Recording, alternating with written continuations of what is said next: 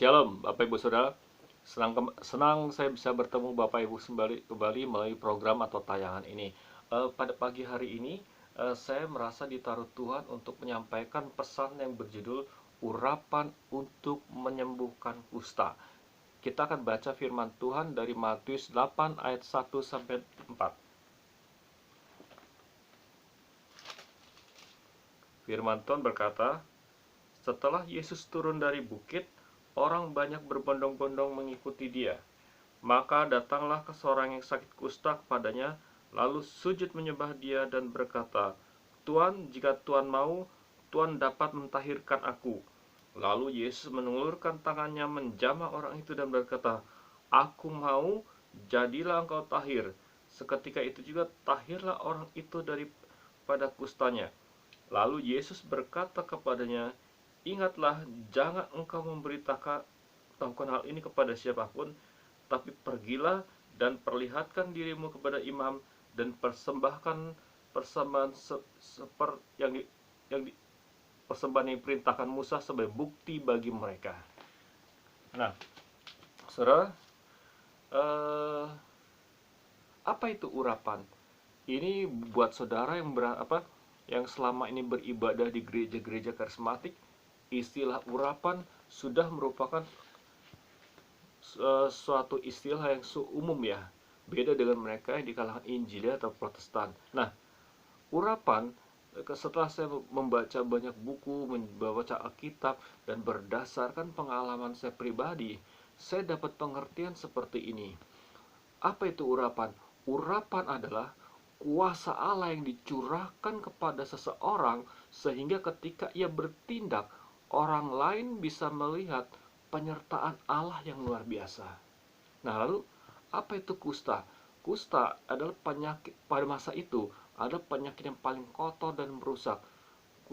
Penyakit kusta bukan hanya memerlukan penyembuhan, penyakit kusta menurut tradisi agama Yahudi atau hukum Taurat memerlukan pentahiran. Artinya, penyakit kusta juga melambangkan dosa. Nah, dari dua kata ini, kata urapan dan kusta, saya dapat pengertian seperti ini. Urapan untuk menyembuhkan kusta berarti urapan untuk membawa orang berdosa kepada persekutuan dengan Allah dan manusia. Nah, saudaraku, gereja Tuhan, Anda dan saya perlu urapan seperti ini. Dengan kata lain, gereja Tuhan, Anda dan saya perlu bergerak di dalam dimensi kuasa Allah yang makin kuat, dan makin kuat. Amin. Nah, sekarang kenapa kita membutuhkan urapan, saudaraku? Apakah tidak cukup hanya mengandalkan pengetahuan belaka atau kemampuan berbicara? Ya, pengetahuan itu sangat penting. Kemampuan berbicara juga penting. Tetapi saudaraku, biar bagaimanapun, hamba-hamba Tuhan, Anda dan saya membutuhkan urapan Tuhan. Amin. Kenapa kita membutuhkan urapan? Kita akan lihat dari Kisah Rasul 11 ayat 21.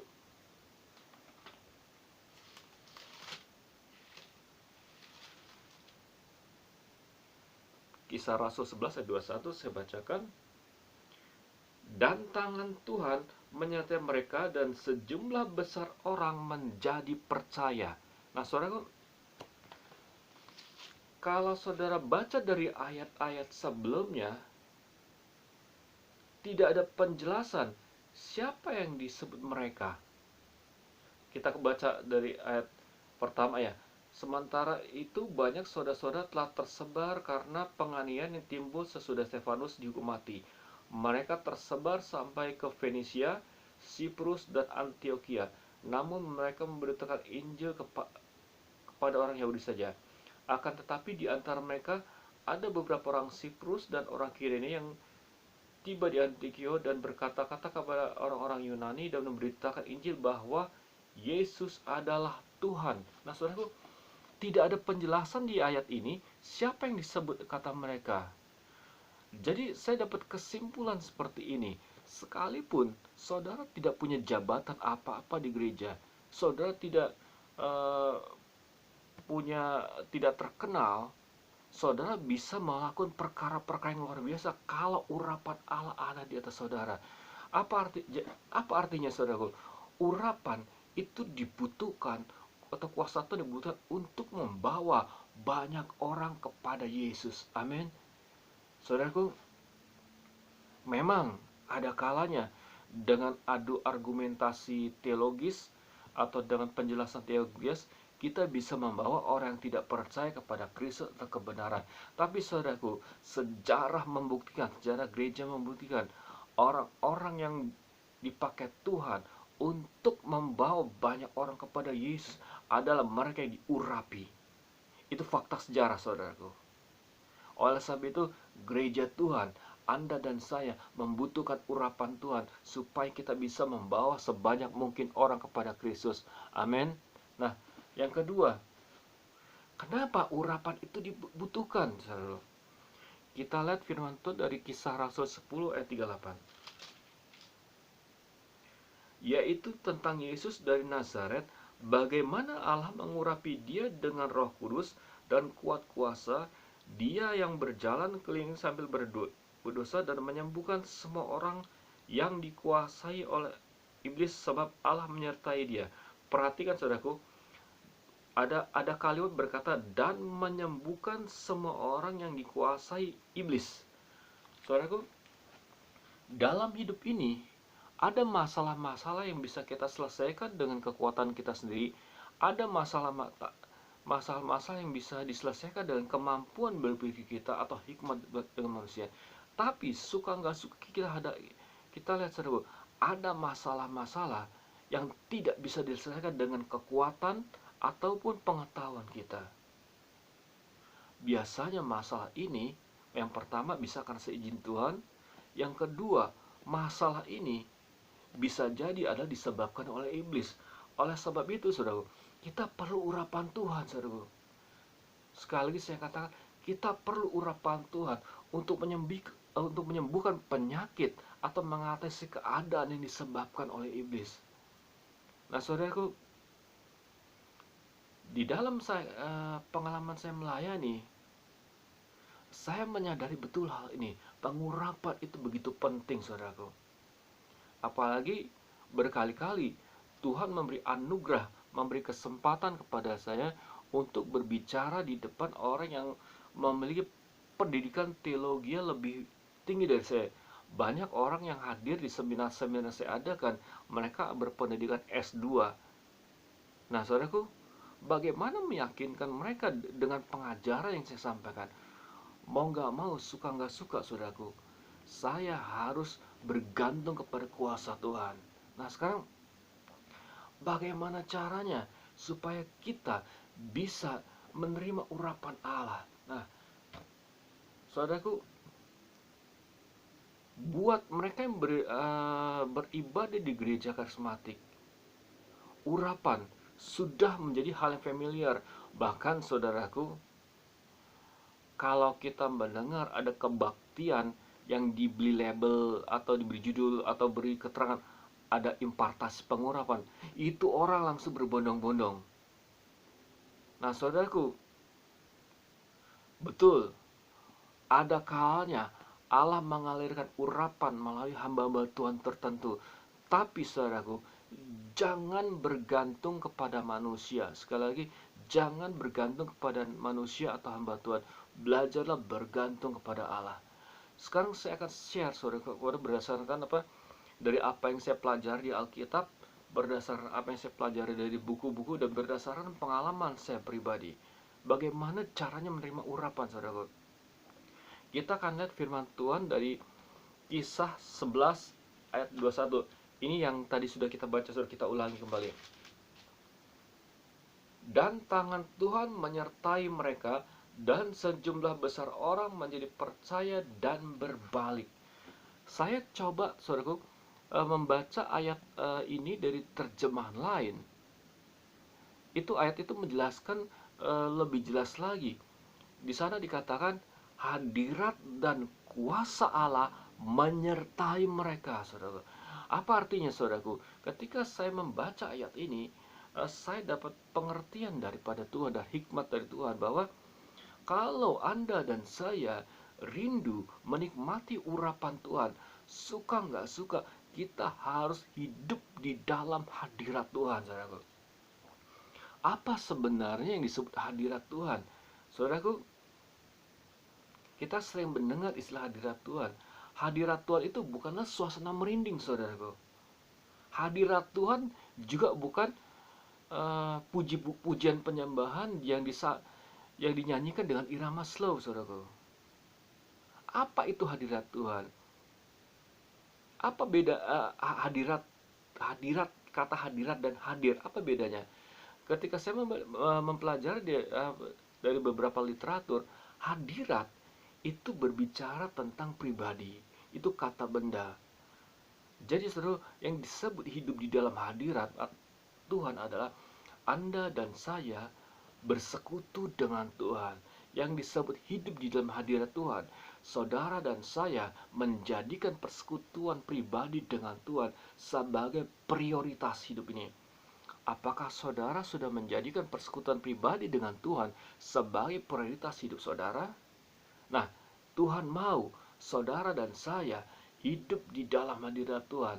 Tuhan mau saudara dan saya menjadikan hubungan dengan Tuhan sebagai prioritas. Saudara, kalau saudara hidup di dalam hadirat Tuhan, bersekutu dengan Tuhan, saudara akan melihat bagaimana pengurapan Tuhan itu, kuasa Tuhan itu boleh mengalir begitu deras.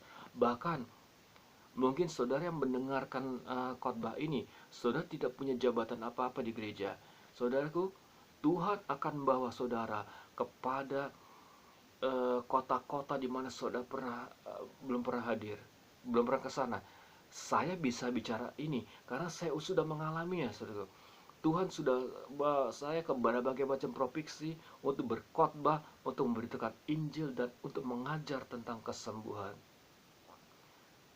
Jadi yang pertama, kalau saudara pengen menikmati urapan Tuhan, saudara harus hidup di dalam hadirat Tuhan. Yang kedua, kita lihat dari Matius 7 ayat 24.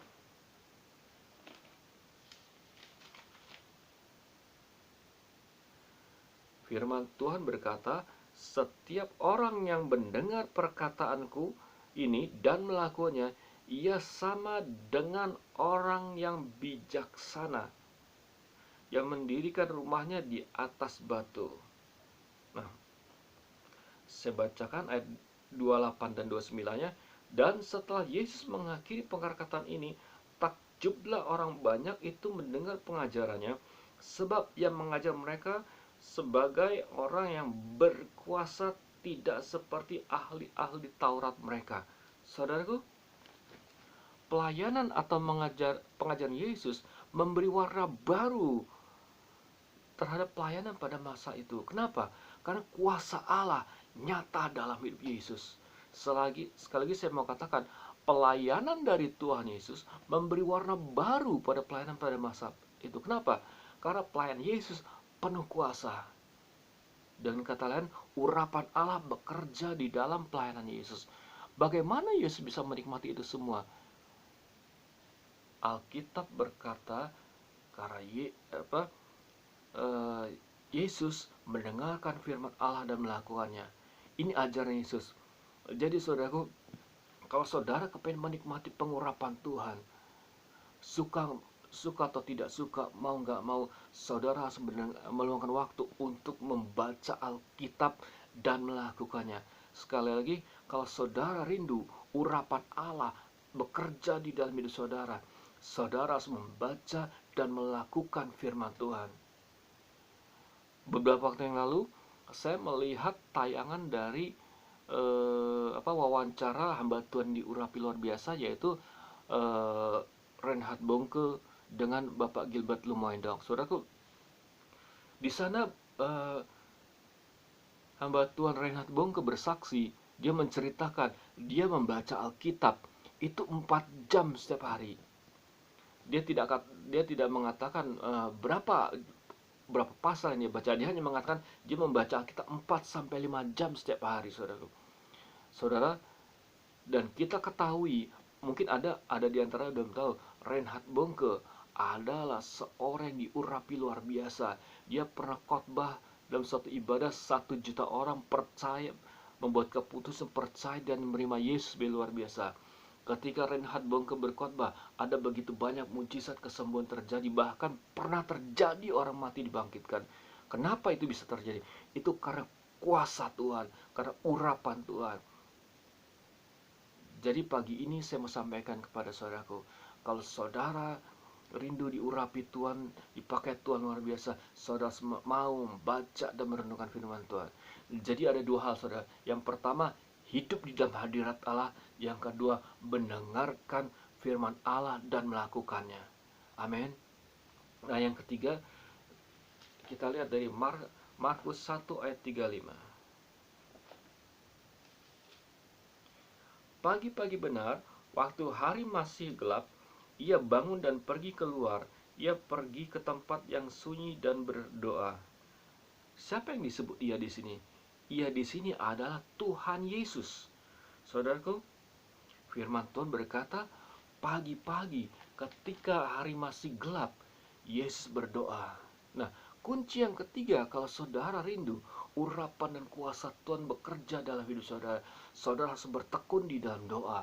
Saudaraku, sejarah gereja membuktikan, sejarah kebangunan rohani membuktikan, orang-orang yang dipakai Tuhan luar biasa adalah orang-orang yang bertekun di dalam doa. Amin, saudaraku. Saudara, mungkin saudara berkata, Pak, saya sudah berdoa, tapi kenapa saya tidak melihat kuasa Tuhan dinyatakan luar biasa di dalam hidup saya?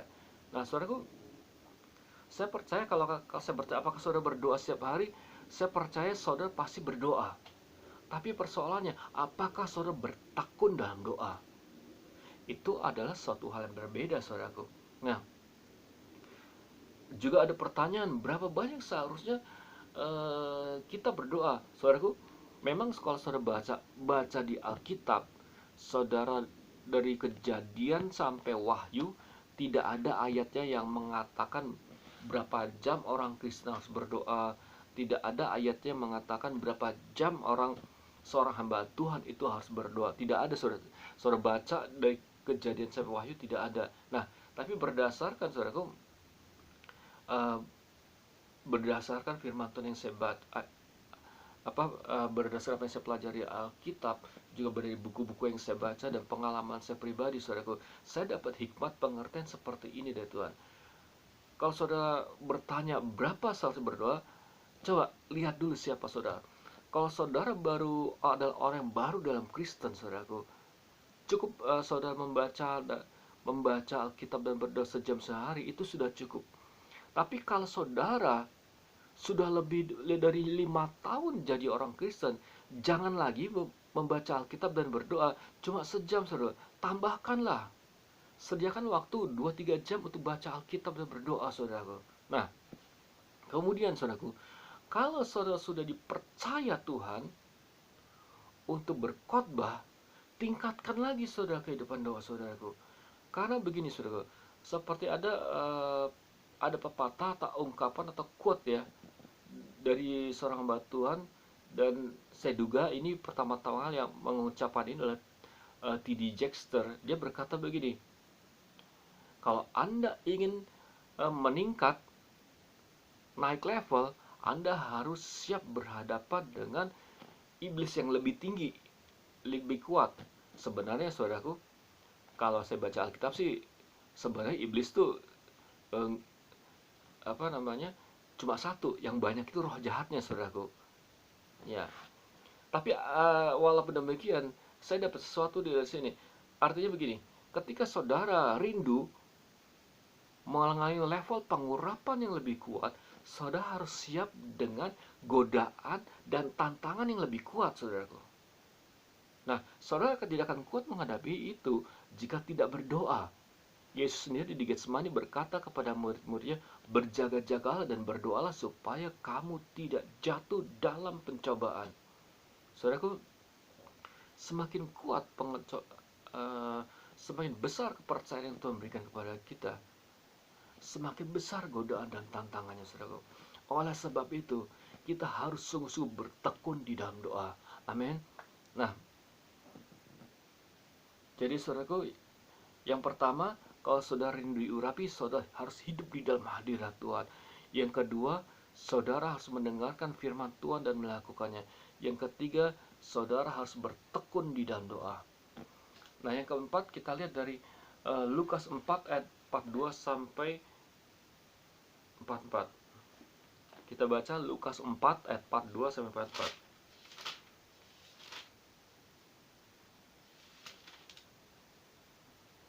Ketika hari siang, Yesus berangkat dan pergi ke satu tempat yang sunyi. Tetapi orang banyak mencari dia, lalu menemukannya dan berusaha menahan dia, supaya jangan meninggalkan mereka. Tapi ia berkata kepada mereka, juga di kota-kota lain aku harus memberikan Injil Kerajaan Allah, sebab untuk itulah aku diutus. Dan ia memberitakan Injil dalam rumah-rumah ibadah di Yudea. Nah, saudaraku, Alkitab berkata, Yesus memberitakan Injil Kerajaan Allah. Apa artinya, saudaraku? Kalau saudara rindu diurapi, saudara harus memberitakan Injil Kerajaan Allah. Anda cari-cari hamba Tuhan minta impartasi, nggak banyak artinya kalau saudara tidak mau memberitakan Injil Kerajaan Allah.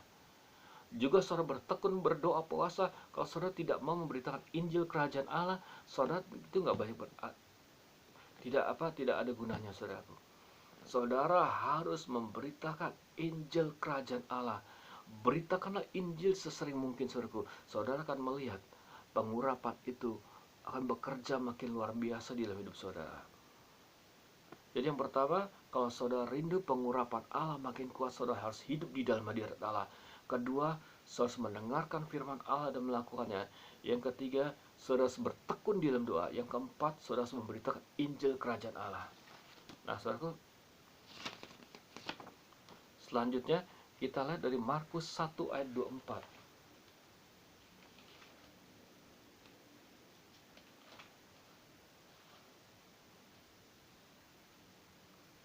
Firman Tuhan berkata, "Apa urusanmu dengan kami, hei Yesus orang Nazaret?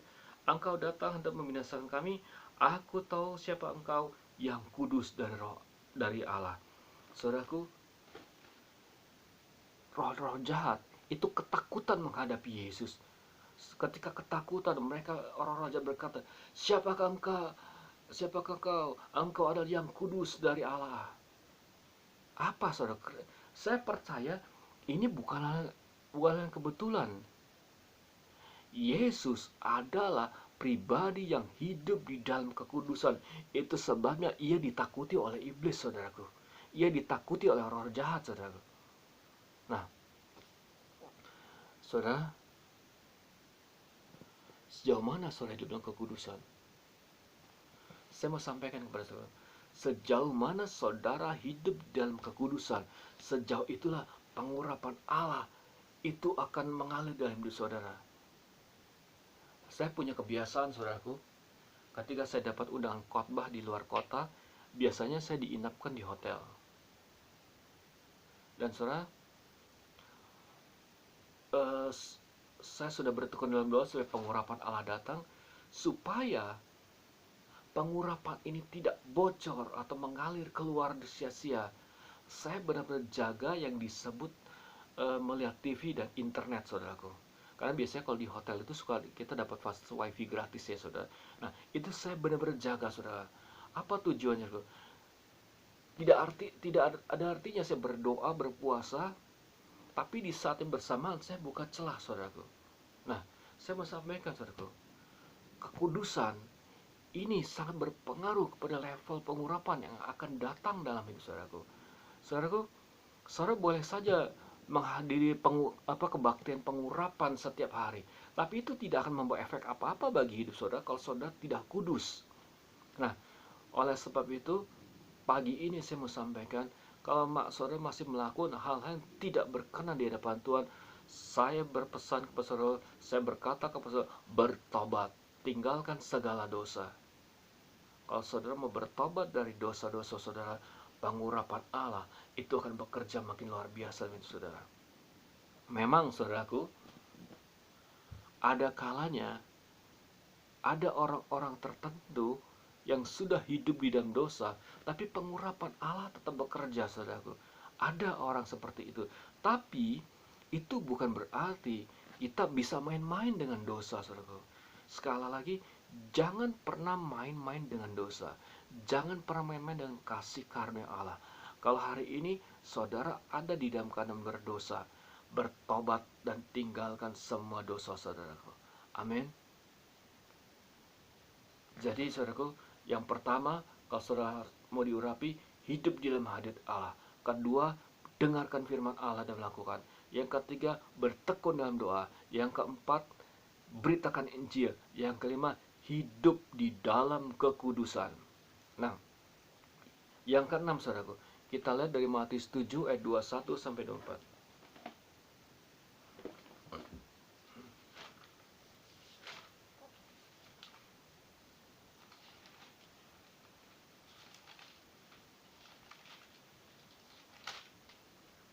Matius 7 ayat 21, saya bacakan. Bukan setiap orang yang berseru kepadaku, Tuhan, Tuhan, akan masuk ke dalam kerajaan surga, melainkan dia yang melakukan kehendak Bapakku yang di surga. Pada hari terakhir, banyak orang akan berseru kepadaku, Tuhan, Tuhan, bukankah kami bernubuat demi namamu, dan mengusir setan demi namamu, dan mengadakan mujizat demi namamu juga? Pada waktu itulah aku akan berserang kepada mereka dan berkata, aku tidak mengenal kamu, enyahlah daripadaku sekalian pembuat kejahatan. Nah, saudaraku, dulu ketika saya baru-baru tahu ayat ini, saya berpikir ayat ini adalah berbicara tentang hamba Tuhan yang dulunya diurapi Tuhan luar biasa, tapi kemudian jatuh dalam dosa. Lalu saya juga berpikir, karena kalau kita baca di ayat 15-nya, ini ada peringatan tentang nabi-nabi palsu. Dulu saya berpikir ayat ini adalah tentang nabi palsu, saudaraku. Tapi setelah saya pikir-pikir, kalau nabi palsu dibuang ke neraka, itu sudah wajar. Nabi palsu akan malu sendiri, saudaraku, kalau dia hari penghakiman dia berkata, Tuhan, kami bernubuat demi namamu. Tidak, saudaraku, nabi palsu bernubuat demi dirinya sendiri. Nah, setelah saya coba membaca ayat-ayat lain, saudaraku. Saya membaca ayat ini dari versi terjemahan lain, saya dapat pengertian seperti ini. Bahwa yang dimaksud ini adalah kita menggunakan kuasa Allah untuk kepentingan diri kita sendiri. Saya baca ayat ini dari terjemahan The Message ya. Nah, saudaraku, ini poin terakhir yang saya mau sampaikan kepada saudaraku. Saya sampaikan, sungguh indah, sekali lagi, sungguh indah dan sangat indah kalau kita bisa menikmati pengurapan Allah datang dalam hidup kita. Merupakan suatu hal yang sangat menyenangkan ketika kita menikmati, kita melihat kuasa Allah bekerja luar biasa.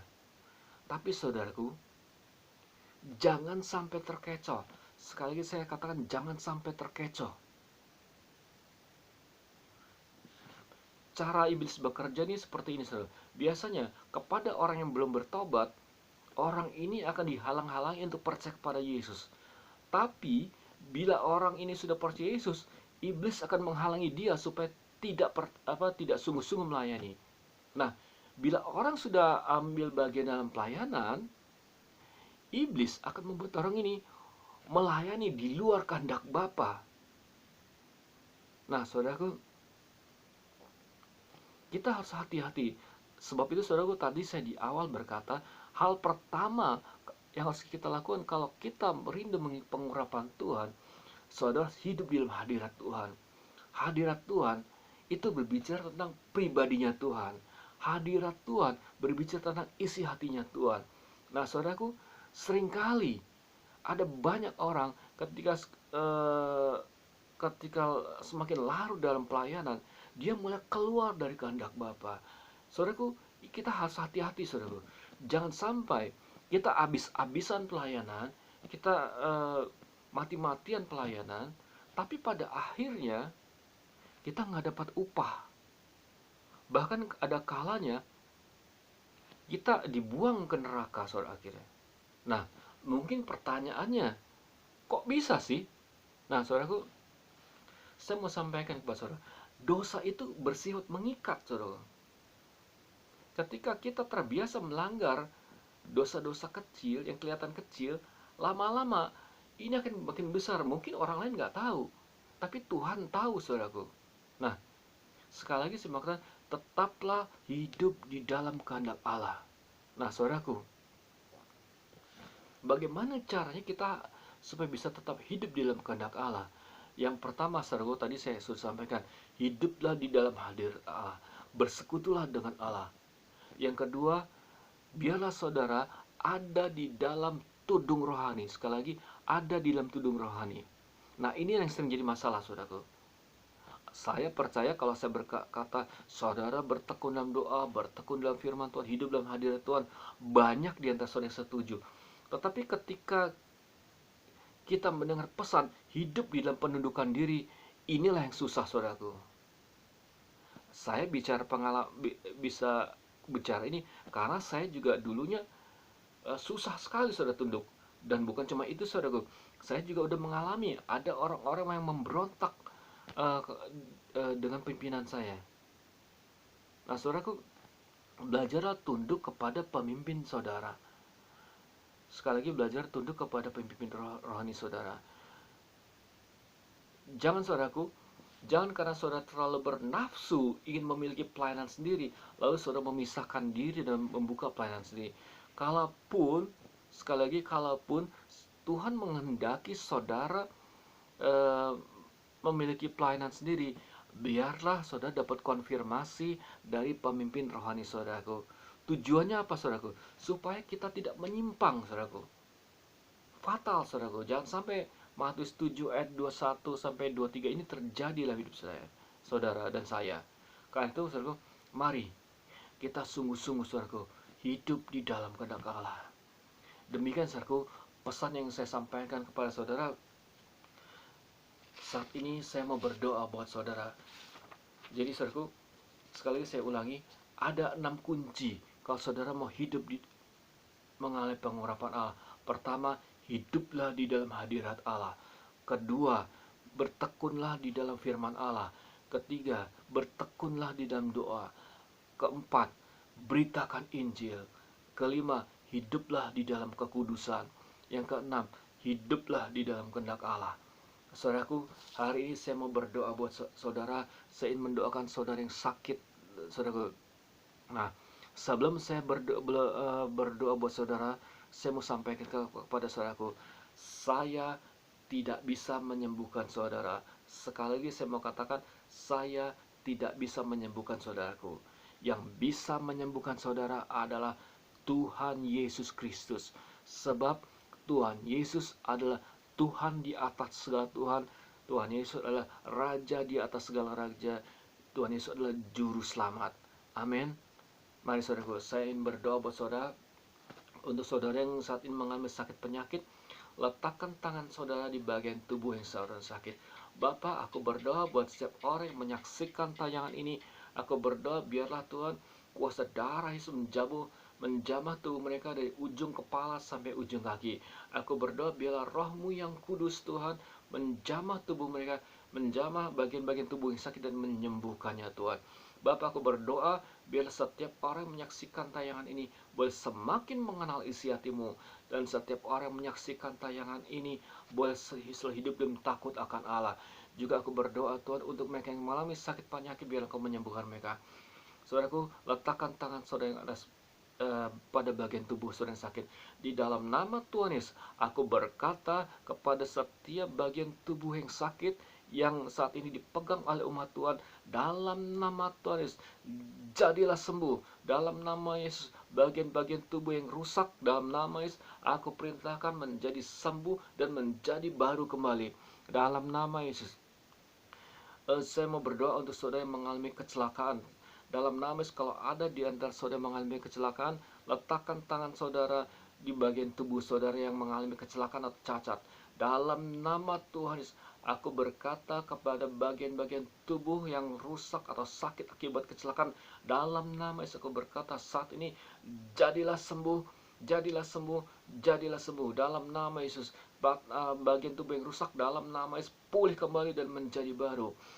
Saya mau berdoa untuk saudara saat ini yang sedang terkena COVID. Letakkan bagian tubuh tangan saudara di bagian tubuh yang sakit, di paru-paru saudara. Dalam nama Yesus, aku berkata kepada setiap tubuh yang terinfeksi virus COVID-19, dalam nama Tuhan Yesus, aku perintahkan jadilah sembuh. Dalam nama Yesus, virus-virus yang merusak tubuh mereka, dalam nama Yesus, aku perintahkan pergi. Dalam nama Yesus, virus yang paru-paru yang terinfeksi oleh virus, dalam nama Yesus, aku berkata, dalam nama Yesus, jadilah sembuh. Saya mau berdoa untuk saudara yang mengalami kebisuan untuk gangguan bicara. Letakkan tangan saudara kepada organ-organ bicara. Dalam nama Yesus, aku berkata kepada umat Tuhan yang mengalami bisu, umat Tuhan yang mengalami gangguan bicara. Dalam nama Yesus, segala pekerjaan setan dan kuasa kegelapan yang membuat umat Tuhan mengalami kebisuan dan gangguan bicara, dalam nama Yesus, aku perintah pergi dan tinggalkan umat Tuhan. Dalam nama Yesus, kepada yang bisu, dalam nama Yesus, aku perintah engkau bisa berbicara. Kepada mereka yang mengalami gangguan bicara, dalam nama Yesus, aku perintahkan, aku nyatakan engkau bisa berbicara dengan normal.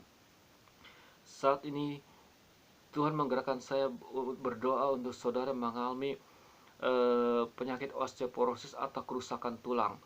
Letakkan tangan saudara di bagian tubuh yang sakit. Di dalam nama Yesus, aku perintahkan setiap pekerjaan setan dan kuasa kegelapan yang ingin merusak tulang dari umat Tuhan yang menyaksikan tayang ini, dalam nama Tuhan Yesus, aku perintahkan pergi dalam nama Tuhan Yesus. Roh osteoporosis dalam nama Yesus, aku perintahkan pergi dalam nama Yesus.